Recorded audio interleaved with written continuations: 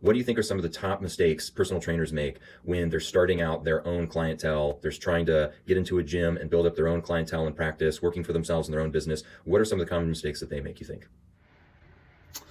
Hey man, I was thinking about, what are the common things that personal trainers do when they start in a club to script their business, and then what were all the things that I did, and most of those are similar.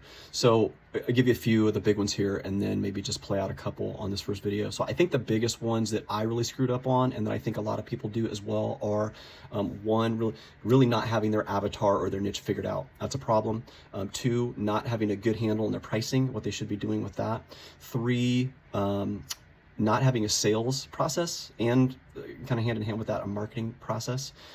So no way to get clients in, and then really not knowing how to sell them. And I think that's a major problem for trainers because they're not taught sales.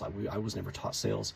And then lastly, just not having a system, for training people. So not being able to get them, and then once you get them, not knowing what to do with them. So those are the big ones. I would say, as far as the avatar thing goes, I think a lot of us feel like, we need to service everyone. I got to be able to train everyone, and I think that's a disservice. So I'm going back through that process for myself right now, and I think it's actually helpful to narrow your focus. I think we do better when we have a narrow focus. So knowing who is that person, what's the age, what's the gender, what's the profession, what are the problems that they're dealing with, maybe what are their interests. Who is it that you really want? And then how are you going to train them? Is it one-on-one? Is it semi-private? Is it group training? What is the service that you're going to offer? So getting very clear about that. If you have a very clear picture of who you're servicing, actually it tends to work better for you than worse.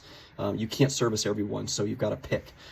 The other things I see with pricing are discounting too much. So you mentioned that a little bit, like too high pricing, and I think there's a too low pricing in there too. So you've got to figure out where that range is. I tend to be a kind of person that likes to be on the upper end and then just outservice people. I think if you lowball, that can be a real problem for your business. And if you're offering too many discounts, that can be a problem. So sometimes it's better to just give it away free or keep your cost. Don't do the in between.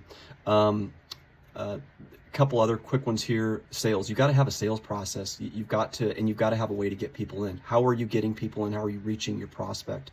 And then how do you sell them? Having a system. And then finally, your training system. Do you have one? If your location doesn't have one, you need to come up with one, so that once you get people, you just know what to do with them, and you can help them know what's coming, what to prepare for, and how you're going to help them get to their goals.